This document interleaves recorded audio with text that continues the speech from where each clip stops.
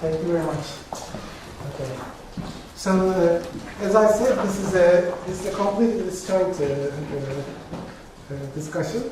So there are 3 papers that I wrote with collaborators. One of them is HQ, and the other one is Tobias Ekholm.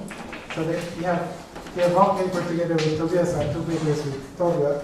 And these are I'll try to give you some view on these papers. Okay, so this is a different code. These are the coordinates. Okay, so let's start with one example that was kind of inspiring for the beginning of all this. So it's the example of T star S2. Okay, so this is our symplectic manifold. Okay. And so we are now in 4 dimensions as opposed to before. So, and this says, again, so this is a Liouville manifold. Potential models are one of the prime examples of Liouville manifolds. And as such, it is a compact Fukaya category. And a wrapped Fukaya category.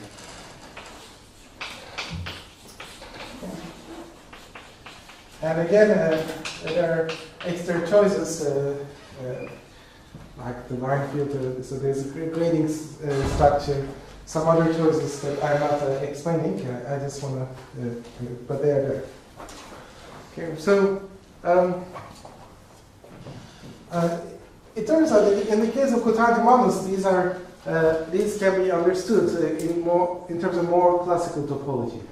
Okay, so let me. Let me not specialize to S2 at the moment, so let me maybe say this is T star Q.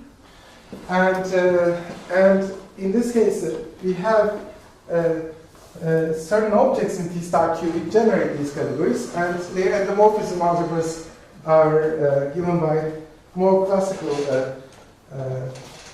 constructions. So the compact Fukaya category is generated by the 0 section. So this is the 0 section. It's a Lagrangian, and maybe it's helpful to say this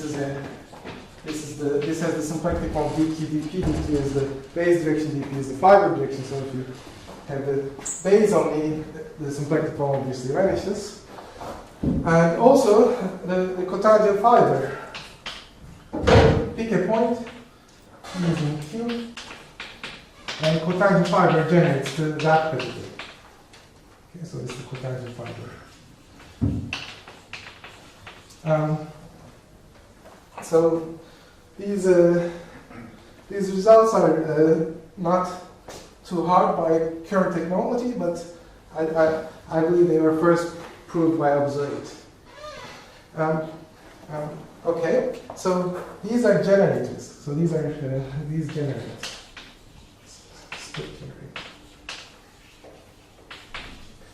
Okay, so this generates F, this generates W. So in order to understand these categories, we just have to understand the endomorphism algebra of these objects, and those are easy as well. I mean, they have been proven to be. So let me just say. So the endomorphism algebra on CF. The homology of Q itself is quasi-isomorphic at the chain level to the usual homology of Q, usual homology complex of Q, whichever model you like, and the wrapped homology. So let me just write this. These are just notations for endomorphism algebra in these categories.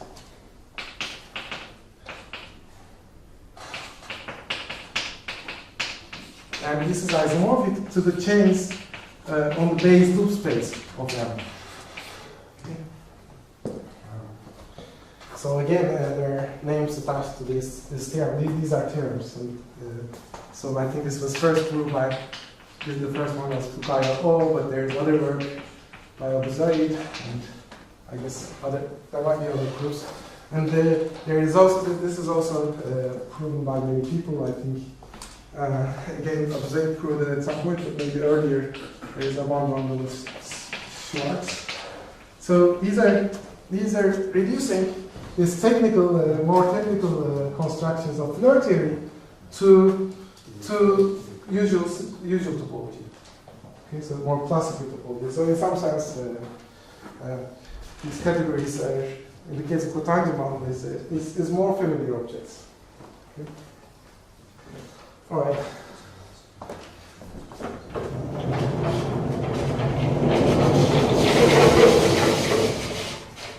Any questions?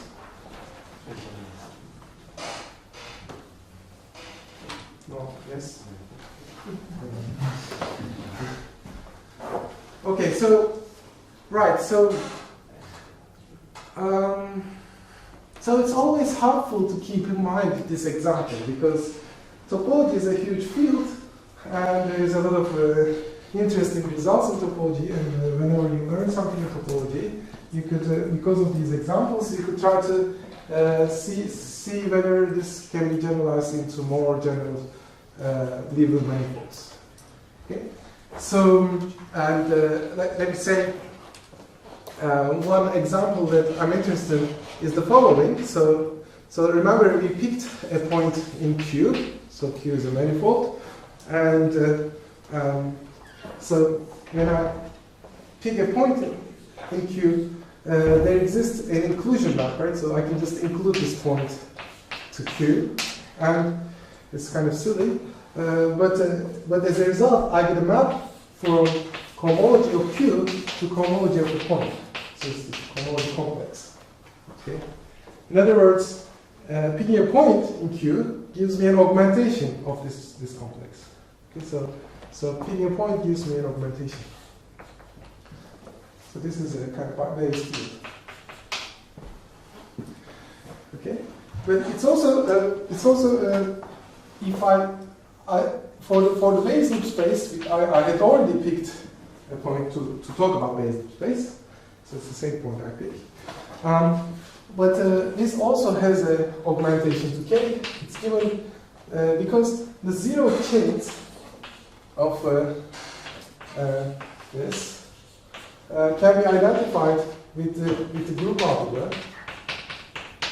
Okay, and this has an augmentation whenever you have a representation of pi 1, and you could take the trivial representation, so that gives you an augmentation.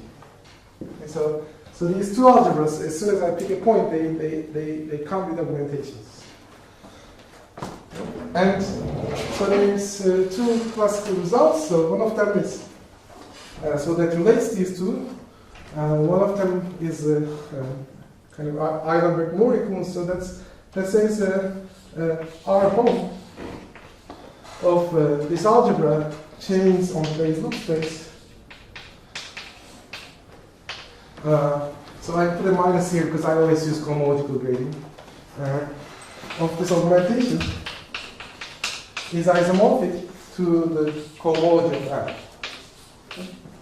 And remember, I am being careful. I don't pass the cohomology. I always think of these as DG algebras, and these are always resolutions as DG algebras.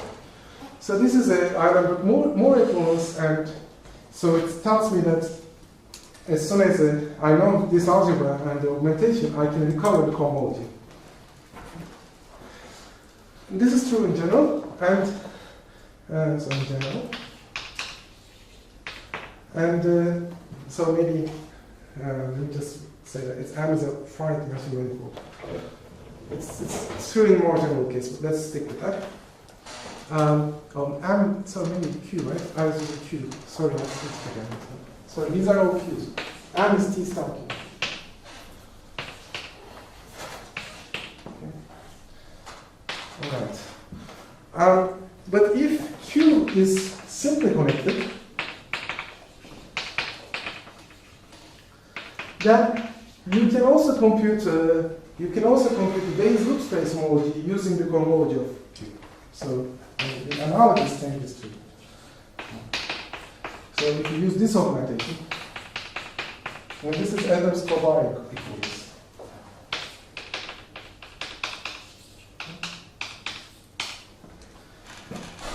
So again, these are classical results in topology, which I was when I saw it, I was very impressed by, because somehow maybe you learn cohomology of a manifold by doing some cell complexes or Morse theory. So maybe you know how to compute this one, but computing Bayes loop space, it's kind of a more complicated story. But if I know the cohomology and its augmentation, just algebraically I can compute the cohomology of the Bayes loop space. So this is a nice story. And this is this goes. I mean, in the right setup, this is an example of a causality. Okay. So the more classical causality talks about quadratic algebras, where everything is an algebra rather than a DG algebra, and R forms are replaced by X. And, but this is a kind of a chain where this is a statement. Okay. And for example, let's do the S2 case. So M is Q. So Q is S2, for example, is going to be familiar, I suppose. So in this case, chains on S2 can be identified with just an exterior algebra, where X is degree 2. Okay, so this is a nice quadratic algebra. And its causal group, the loop space homology, is a polynomial algebra where Y has degree -1. So I always, as I said, I always use cohomological conventions. So this is why it's really good. Okay. So this is nice. So if you, I suppose everyone can remember cohomology of Sn, and then if you ever forget homology of Bayes loop space of Sn, you just remember this and you can tell them. Okay. So, but it's important to note that this only works in the Symplectic case. So for S1, it's not true. All right. So now the idea was to generalize this kind of duality to Liouville manifolds, okay, where it's not a cotangent bundle anymore. So when I have, and this first examples that we looked at with this idea was certain manifolds called plumbings of T-star S2s. And so specifically, maybe we can talk about a linear plumbing. So now let me give you this manifold algebra geometrically. So let's take the AN singularity, surface singularity, and let's look at its Milnor fiber. So M is the Milnor fiber. Okay, so I can try to write this as in complex coordinates.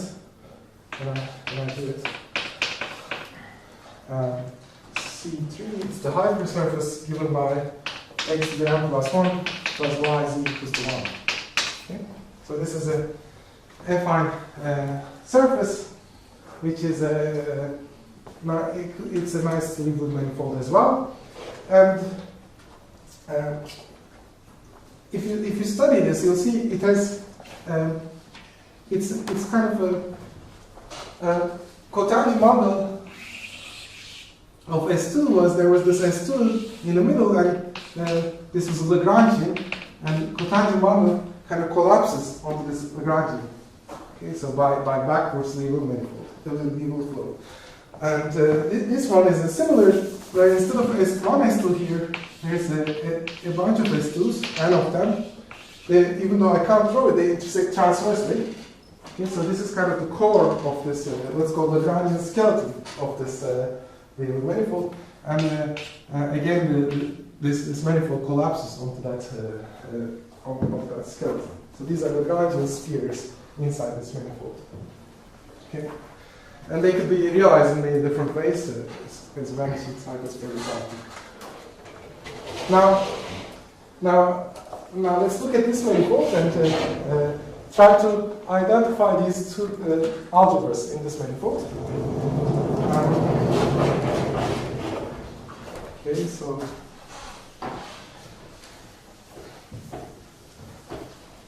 remember, in the cotangent model case, I obtained these two algebras by, in one of them, the compact category, I took the zero section of the cotangent model, and for the graph category, I took the cotangent fiber. Okay, so now I have a manifold where there is a bunch of spheres as a compact core, and I can number them S1, S2, Sn. Okay, these are objects in my category, and it can be proven that these SIs generate the compact Fukaya category. Okay, so okay. Another so for the second so the first algebra that I'm going to consider then is going to be this endomorphism algebra of this union of these SIs. So this is going to be defined, this is going to be an algebra over a semi-simple ring that consists of orthogonal idempotent. One idempotent for each sphere. So EI are idempotents. They are orthogonal. Okay. And so I'll explain what this algebra is. It's a well-known algebra in the representation theory. But the other objects I'll consider are analogs of these cotangent models, the cotangent fibers. So they're going to be cotangent bundles, cotangent fibers, but they are taking at points where we stay away from this region where plumbing is happening. So these are L1, L2, L3, Ln. Maybe just to try to explain what this plumbing is, let me give you an example in one lower dimension, how this looks like. Okay? So let's take T star S1 and T star S1, and let me tell you what the plumbing of these two T star S1s are. So one T star S1 is just a cylinder. Okay? Just a cylinder. And here's another one, but I'll draw this way. And what plumbing does is plumbing identifies a little region here with a little region here, exchanging the cotangent fiber and zero section. Okay. So if I draw this, I can draw this already like this. So okay. So it's kind of two bands that are glued together, but the base and the fiber directions are exchanged. Okay? So this operation, plumbing, it can be done for any cotangent model. So this is and you can see the cores, core circles here. So one of them is this one, and the other one is this one. Those two circles are intersecting transversely at one point. And this picture is kind of representative of what's happening there. Where instead of two, I have n of them. And instead of circles, I have spheres. Okay. Is that, so, I mean, I'm not expecting you to visualize this if you've never thought about it. I just try to give you an impression of there's from a sequence of cotangent bundles, we can do this operation of gluing them together by exchanging the fiber and base directions, and as a result, we get a manifold where manifestly there is spheres in there, and there are cotangent fibers in there. So here the spheres are these ones, and cotangent fibers are just taking transversal fibers. So remember, this is a T star S1. So these alloys generate the wrap category. Okay. This is a. I'll explain. This result of the cotangent fibers generated is kind of a work in progress of some people who are, there's two groups of people who are writing it. So I'll assume it for now. So the claim is that n can be constructed by the process of counting, and therefore it has properties. That's right. Okay. And this also has an anamorphism algebra. Okay. And the main, what I want to study is that I want to study augmentations of these ones, such that I can, and I'll be able to show you that I can recover A from B always, and sometimes I can recover B from A. So that sometimes means in a simply connected case. Okay? Yeah? So this statement of generation, does it hold, or is it expected to hold for linear climbing only? Or No, for any climbing, yeah. And it is actually there is a sketch of it. That's that there is a proper writing happening by two groups of people. So let me just credit them. Ganatra, Harvey, and Schneider is one group. So these use the micro-local sheaves approach, and then there is Pidini, local, Chantal, and Reserve. Limit of Reserve. So this.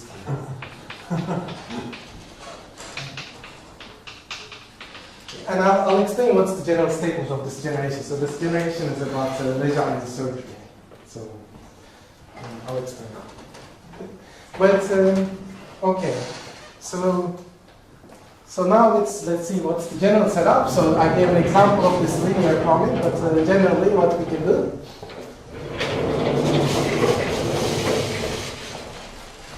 Okay. And what are these algebras? Okay, so maybe I drew too many pictures, so I have to tell you some algebras now, so that I can recover some confidence.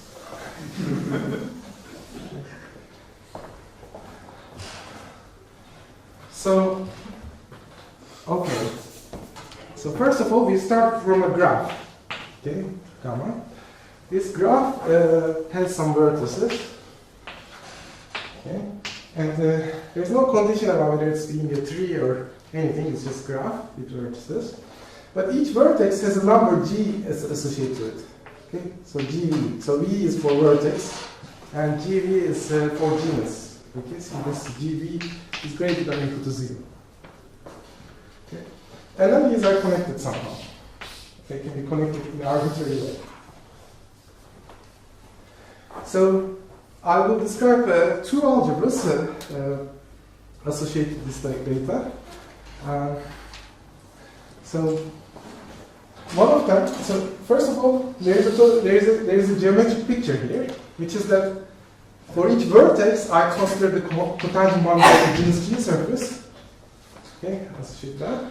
And for each edge, whenever I have an edge, I plumb them together. I do this operation that I tried to explain. The fiber and base are exchanged, and then I get a Liouville manifold. So this Liouville manifold has obvious Lagrangians in it, which are the cores of each cotangent model and the cotangent fibers of each cotangent model. So let's call those as B. Okay, so these are core surfaces, and LB for cotangent fibers. Okay, so and I can compute the anamorphism algebras of these objects. This in graph category, this in the compact category. Okay, and let's try to write these up. So what are they like? So let's call this algebra A and algebra B. Okay. So if you don't like pictures, so now you start from a graph with some genus labeled, and we try to write an algebra. Okay. So first of all, so let's try to do A. This is the compact ones. So how can I write this? So first you double the edges. So there's, because if two objects intersect, right? Intersection is a generator in Floer theory, right? This can intersect this one, and this can intersect this one. So there's two ways morphism. So you double it. Okay. And let's call these guys A, B, W, and A, W, E. Okay. So these are generators. And at each vertex, so first of all, at each vertex, we have cohomology of a genus P surface. So G, V. Okay. So if you like, pick some generators and realize this algebra. And pick a top generator, which corresponds to H2 of the surface. And the relation is, so if I go to the right and then come back, okay, so let me call this top generator T, or fundamental class. What should I call this? TV. Okay. So then this AVW times AWV, this is in here now, is equal to this top generator. Okay. So that's the condition. So if you go and come back, you always get the same generator. So there's on H2 there's rank 1 here. Are you describing the compact one or the rank one? This is the compact one. Yeah. Okay. And so what I wrote here is endomorphism algebra of this one is the cohomology of the surface, and at the top I picked the one single generator, and the product of these are always that generator. So if you go in a different way, in a different place and come back, you'll still again get this generator. And if you can compose two things, that's 0. So if you follow, go from here to here to here, that's 0. Okay. So this is I think it's called zigzag algebra. Okay, and maybe when this surface is S2, it's called maybe zigzag algebra, but this is a bit more general. So I think I saw this name in a paper of Warfono and Colonna. But I think maybe it's studied earlier, I'm not sure. Okay. So this is a zigzag algebra. And there's also grading of these guys, so these are grading 1. Okay, so it's a finite dimensional algebra. And it is the endomorphism algebra of these generators, but just the cohomology of it. Okay, so potentially there's high products.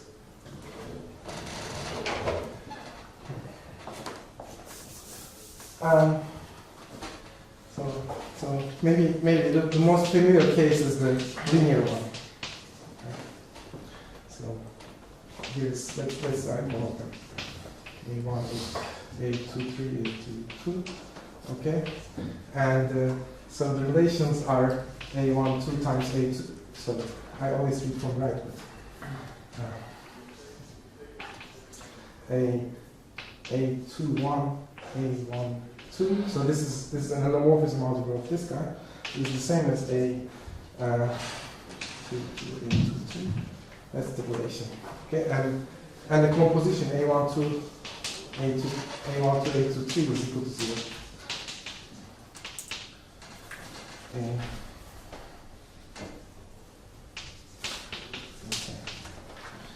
So this is, and each of AIs are in E1. Okay, so this is one specific example, but there's a general algebra that you can consider. Okay, so what about B? B is it's a more complicated algebra, and it is it's what's called the multiplicative projective algebra.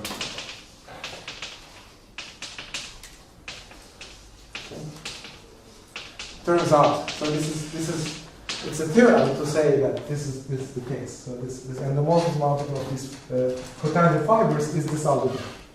Okay, so let me try to write a presentation of this for the sake of concreteness. definition of this algebra? It's at each vertex, the endomorphism algebra of that object is the cohomology of the genus G surface. So cohomology of the G surface is some algebra, right? And so this example you drew with Was in the case where I put zeros everywhere. These are spheres. Okay. So and for example, this one is the top generator of the H2 of this.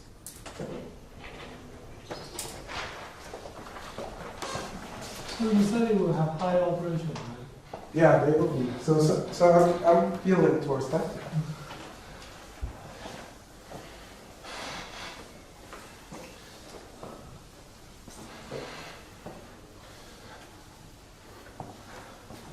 Alright, so I just presented the cohomology of this A.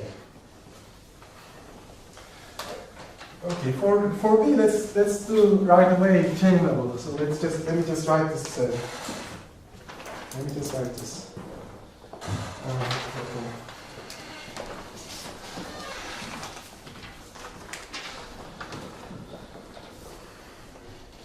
So let T be a spanning tree. Okay. It's a choice, and the right category of the algebra will not depend on this choice. Okay, but the presentation will depend.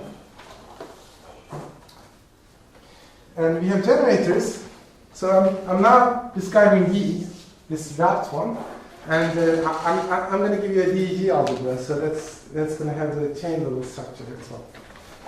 Okay, so for each A in arrow in gamma, there are two generators, CA and CA star gamma. And for each A in gamma minus T, so in the complement of this spanning tree, so these extra arrows, there is extra generators, ZA, Z inverse A. Okay. And for each vertex, V, sorry, this A. So by the way, these are written very nicely in the paper. It's if you find handwriting very ugly. So, and it's alpha VI inverse, beta VI inverse. And V is in gamma, and I is 1, 2, 2, G. Okay. So these are kind of corresponding to the group ring of the fundamental group. Okay. So notice for A in here there are 4 generators. Okay, so and for A that are not in the tree there are only 2 generators. Okay. Alright, so let's try to write this. So I will more generally work on a ring. Oops. On a ring that's obtained by adjoining free variables T1, T1 inverse, T2, T2 inverse,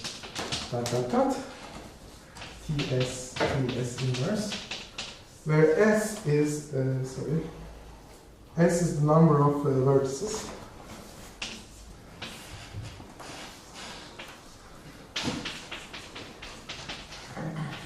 And these are just variables that are inverse.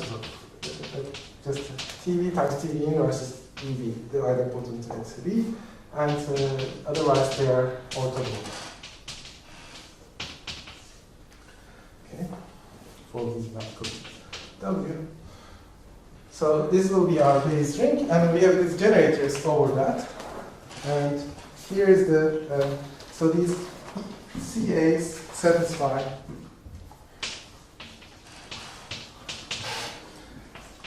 so these are living in idempotent.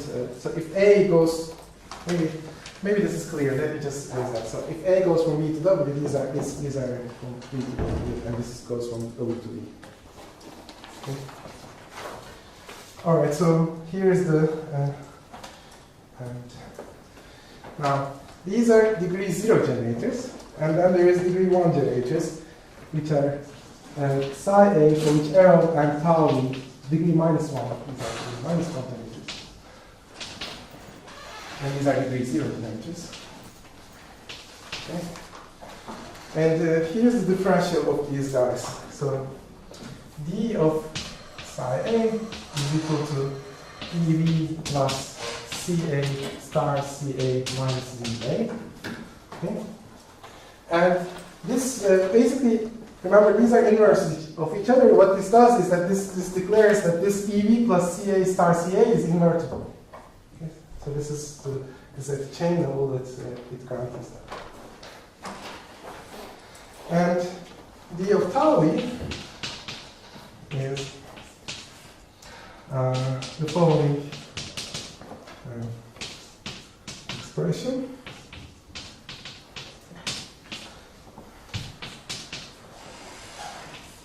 Okay, so I'll specialize to one example very soon, so that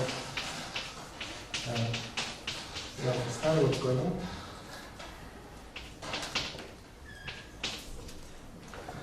Product U plus CA star C as A is equal to Z. So these are pre-projector relations. Okay, so usually so first of all, you can simplify your life. You can assume that you're in GeoS0, so this term goes away. These come from the higher GeoS surfaces. Okay. And then we have the first, so and also if you want to simplify your life, you can take TD equals to 1. Okay. So that then you don't get these TIs. So these are group commutator, not angular commutator. These are group commutator, yeah. Okay. But let's just assume that this term is not here, this is not here. So I'm just writing the most general because this is actually, it's good that we can do this. But let's specialize to be able to understand. Let's specialize. Okay, so let's just remove these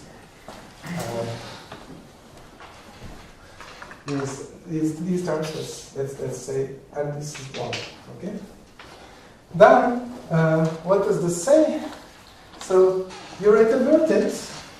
Okay, and you look at all the ways of going away from that vertex and coming back. Okay.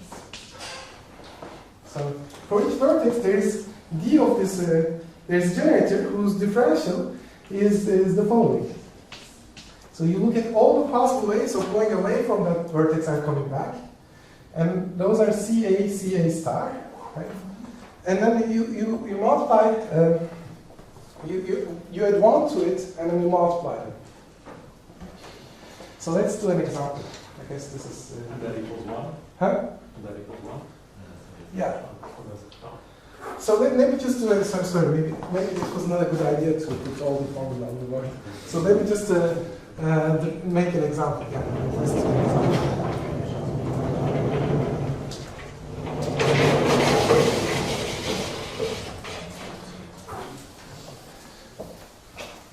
So it is this algebra is kind of well known. It's called the multiplicative projective algebra.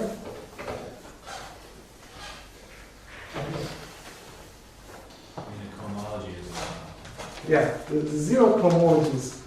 So this psi and tau are in degree -1 and the differential is in degree 0. So the algebra is freely generated by these guys. The zero cohomology means that EV plus CA star C is invertible and this relation. Okay, so let's try to do an example. So let's try to do one example. Okay. Let's see if I can do this. So here's a D4 graph. So this is an interesting example. D4. Okay. And I assume that every vertex we have just spheres. Okay, just 0. And then so let me label these guys. So let's say this is 1, 2, 3, 4. Okay. And C13, C31, C12, C21, C14, C41. Okay. So right. So what do we have? So yeah. So we have to be a bit careful. So I separated. sorry, maybe it was not clear. And I'm sure it was not clear. so gamma was a graph, right? And I chose an orientation on this graph, and when I doubled, I called the original guys CA and the new guys C star A, right? So some of these guys, so some of these are coming from the doubled quiver, and then some of them are original. And that determines that relation. So, for example, let me try to explain what d of tau 1 is. So, if I originally started with, say, original quiver was say like this, okay, then this t of tau 1 will look like EV plus C21, C12, sorry, E1. E1 plus C12, C21, C13, C31 is E minus EV of C14, C41. Okay. So this is what the differential of this is. Okay. And if you're more familiar with the edited one, right? So what is it if I write it out? What this looks like? So first of all, the constant terms goes away, and then we have the edited. So it looks like this: minus C14, C41. But there's an extra term which is this C12, C21, C13, C2. Okay. So if you just take this one, this is called the edited projective algebra. So can I have some notes about here? Am I talking? Do people know these projective? They know, right? Is it completely new? I just want to make sure that at least maybe these terms are clear. Okay. So these terms are, you just have a vertex, you go and come back, and then you sum them, right, with some sign. Okay, so this is called EV in the last term? What's that? E1. E1. Okay. So these are the edited relations, but there is a correction coming from these higher ones. Okay, these are multiplicative relations. You're doing equals there, right? What's that? The equals. D of this. So this is a relation in the algebra. In H0, this is a relation, but you know, I like the G algebras because that's what we get. Right? So some of the point here though is that if you don't go to the DG level, it's not going to be closable. now currently I didn't make any causal statements. Okay. But if the DG algebras are formal, then if the augmentations are also formal, then you recover the most classical causability. But that's kind of very, very special. So, Why did you suppress the TV this time? I don't have to, I can put it here. Oh, okay. I just try to, I don't know, there's too many monomials, so maybe nobody is following. That's why I'm trying to make it There's no understand. Z. Huh? There's no Z because this is a tree. There is no Z because this is a tree. Yes, that's right. Okay. But so this is this is what B. This is the DG algebra, which is B. Okay. And there is a well-known result, and we also proved it by mistake without knowing that it was well-known. That B, this multiplicative projective algebra, is isomorphic to additive projective algebra. So this higher terms goes away if characteristic of the field is not zero, and if gamma is AE. Okay, so in fact, in this case, I'm kind of making it more complicated. So suppose that I'm in characteristic 0, then this term is actually can be gauged away. Okay. But it cannot be gauged away in characteristic 2. Okay, so in characteristic 2, there is this term. That's also when you have genus 0 at every vertex. Yeah. Genus 0 where AD, so nice is well. Okay. but in general, we get this this one, and this is the multiplicative pre-projective algebra. Okay. And so one can prove that A and B are causal group. In this case, in this ADE case, in ADE case, characteristic 0. But in other words, in this case, for example, you don't have to compute this wrapped Floer cohomology. It's a hard computation to compute Floer cohomology, whereas this is not too hard. This is compact. But this is only true in this case. Outside of the AD, it's not true. Okay, so outside of the AD case, people might be familiar with the statement that the zigzag algebra and the additive pre-projective algebra are causal dual. So they are causal dual in the classical sense, right? But what we get is not an additive pre-projective algebra. We get multiplicative pre-projective algebra. And that's not the causal dual of A. So in this definition, your A is the associative algebra without any higher product? So, no, A, so in the AD case, correct. In the AD characteristic 0 case, correct. And in the non-AD case, in general, I can compute A as follows. I can compute A from B. So B has its augmentation, and I can compute A this way. So you can read off the higher operations from the differential of this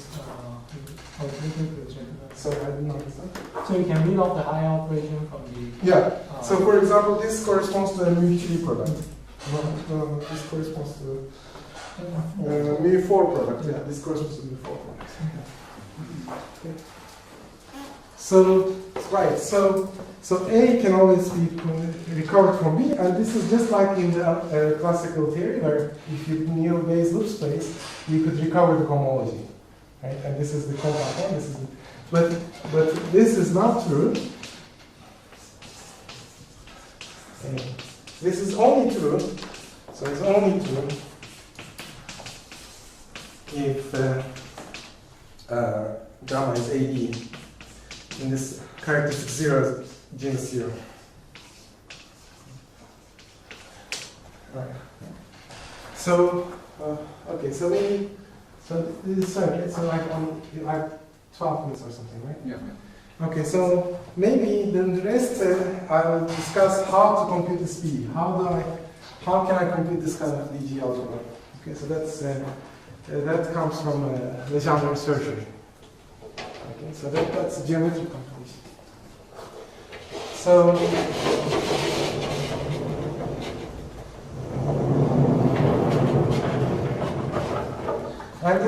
and this is also, maybe it's well known, but let me say that the additive projective algebra, so the additive version of this DGA, actually does not have any formal Calabi-Yau deformations. Okay, so they differ as so B can be seen as a deformation, but it's not a formal deformation; it's a global deformation.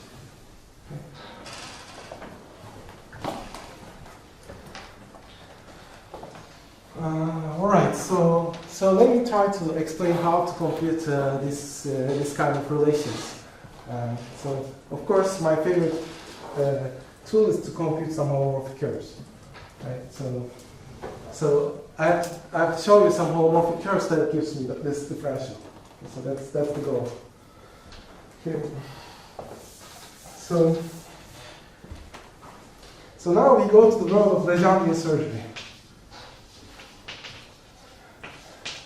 So this is a beautiful story, and the main input for me is the work of Bourgeois, Etoile, and Yashbach.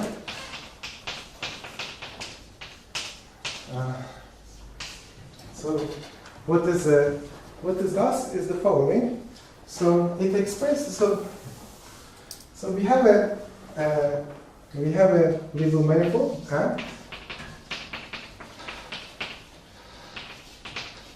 and we are going to build this manifold not by plumbing, but by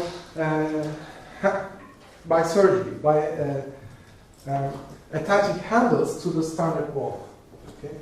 So we start with a standard, so this is a 4-dimensional manifold. This is a general result. I'm just discussing the 4-dimensional manifold. So this is a D4, and it has a symplectic structure. Okay, so standard symplectic structure. And the boundary is S3. It's a standard contact structure. Now, what we are going to do is we are going to build the manifold that we want by attaching 2 handles. So Legendre in 2 handles. The Y side one. So let me start with the first picture. So the first picture is if you take this ball and take an unlock here and Legendre unlock. Okay, Legendre means where the contact form vanishes. So it's something that will be the boundary of the Lagrangian. Okay.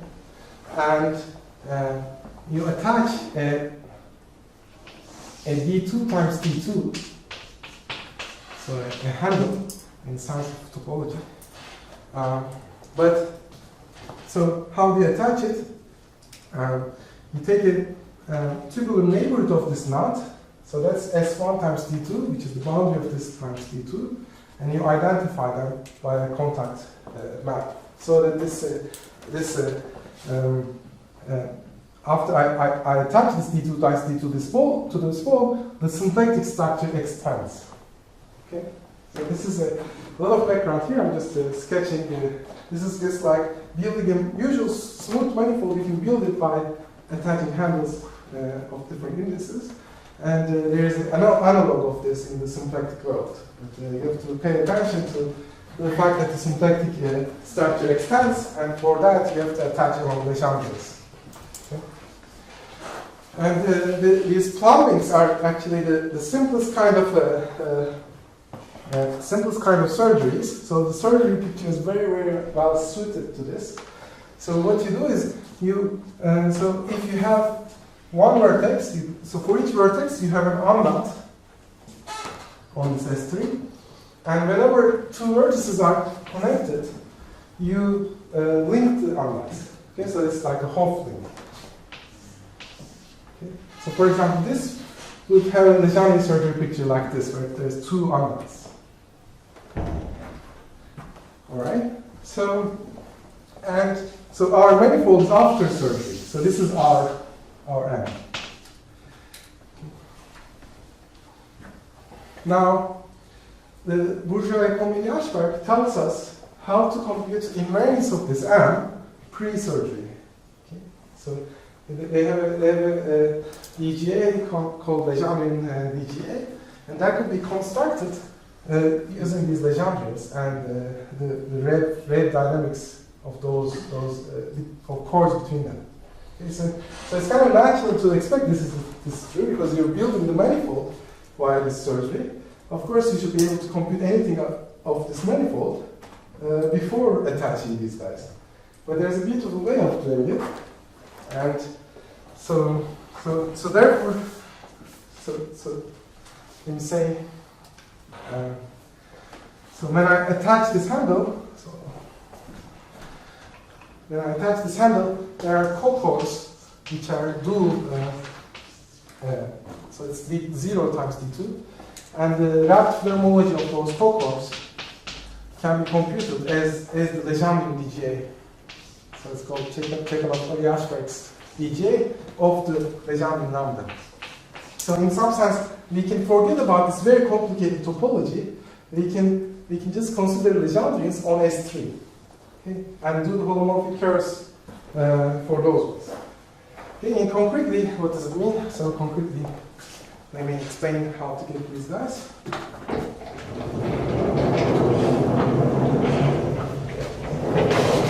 So in this dimension, this Chekhov-Ashberg algebra is actually combinatorial. So you don't need to, if you want to compute some interesting DGAs, you don't need to know all this holomorphic curve theory. You can just start from these pictures of these Legendrians. So you can do this Legendre surgery to any Liouville manifold? Yeah, you can do it for any Liouville. Yeah. But the Chekhov-Ashberg algebra is combinatorial for dimension up to 6. Terrible. Okay. So, right, so let's do this D4 case. Okay. So we have this.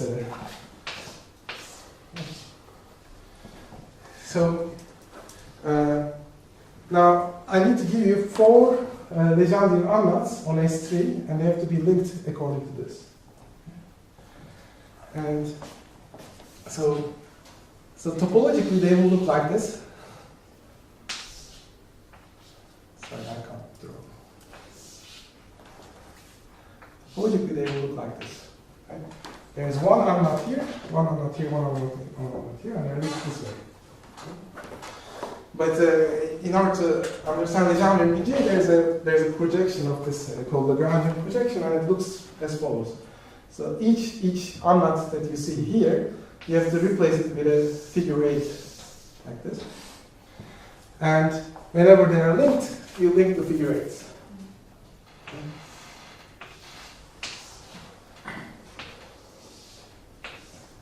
Sorry.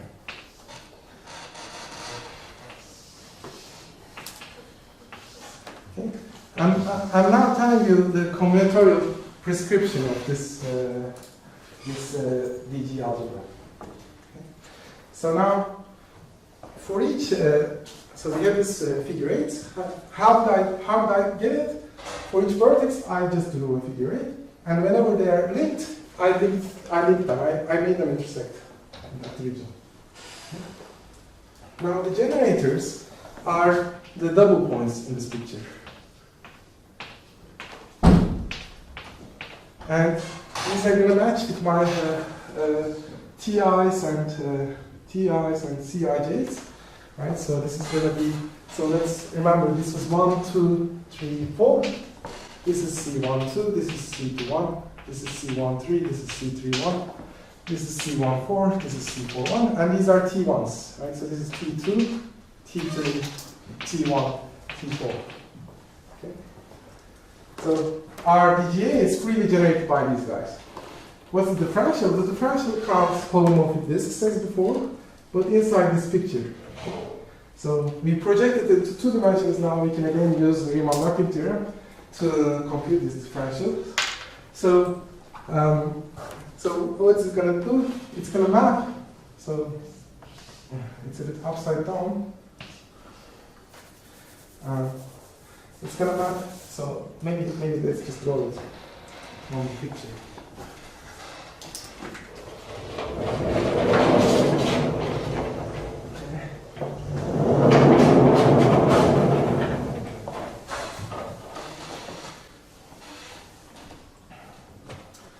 Right, so I only get 4 terms, right, for T1. Let's do T1, that's the most complicated one. Okay. So T1 is here. I don't know why I'm drawing this again. So T1 is here. I have to find holomorphic polygons with one corner on T1 and other corners on the other generators. Okay. So here we are. So let me draw you one. So remember, these are labeled C1, 2, C2, 1, C1, 3, C2, 1, C1, 4, C4, 1. Okay. Here's one. So I go from here, I go this corner, and here's the boundary, corner, boundary. Okay, so here's the holomorphic disk. Okay. And what it does is that D of T1 is C1, 4 times C4, 1. Okay, so that's the term here. Okay. So can I ask how to see the other ones? Does anyone else see some curves? Did I lose everyone? James? I think I see a pentagon. Okay, so you see the most interesting about this one, right? So it's here, right? It goes here, goes here, goes here, goes here, goes here. It's this one. Okay. So that's the term that corresponds to this one. But there's 2 more. And then I'll end with those 2 more. Okay. So I can try to go again like this, but now forget this. I can cover, right? Like this. So there is no corner there. So that's the term that gives the C1 to C21. And finally, there's the symmetric version. Okay? So we did this surgery diagram for these plumbings. It's a huge diagram, and we computed all the holomorphic curves in that diagram like this. And in the end, we get this multiplicative pre-projective algebra. Okay, that's the theorem.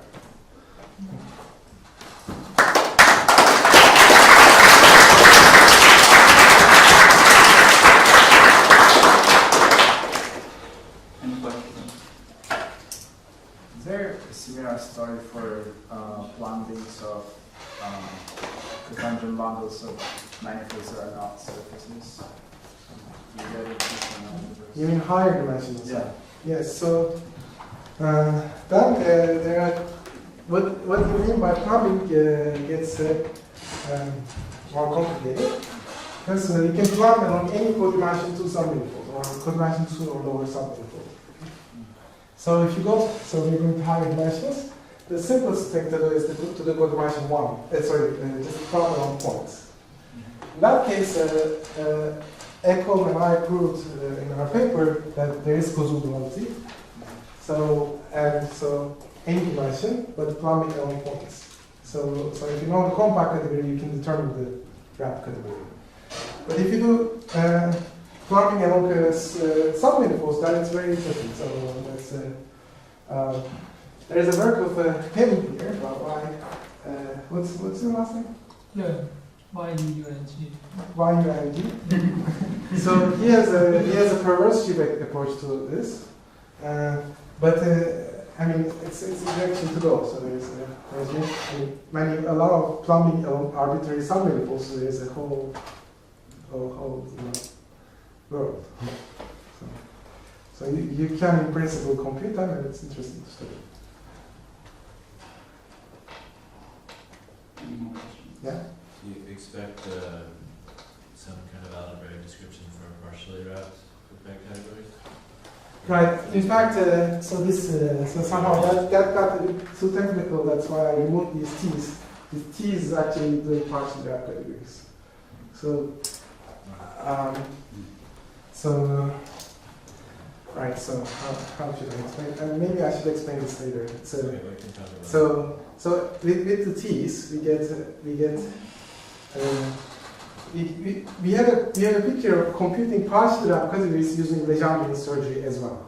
Okay, and what you have to do is you have to take the base loop space homology of each Legendrian into account. And in this case, the Legendrians are circles, so base loop homology is just a T. Because the base loop space of a circle is just Laurent holomorphs in T, T and T inverse. So that T is doing the partially wrapped category. So you can specialize T to a certain value. Then what you get is a bulk information of the surgery. And you can specialize T to 1, then you get the exact category. So, okay.